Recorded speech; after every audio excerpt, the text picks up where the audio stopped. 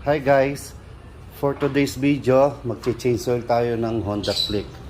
Ito yung unang gagawin natin. Kakalasin lang natin dito sa drain plug nya. Syempre dapat meron ka ng gamit na 17mm na socket. Tsaka syempre dapat i-ready mo na itong lagayan ng oil. Ito guys, kalasin na natin itong drain plug nya. Dahan-dahan lang yung pagkalas nito kasi meron siyang spring sa loob.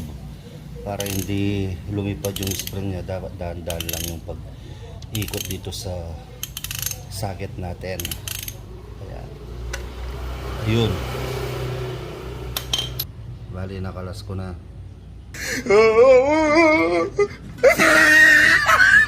Wala na pala siyang oil.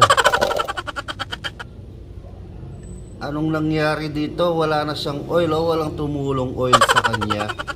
Buti hindi kumatok yung makina nito.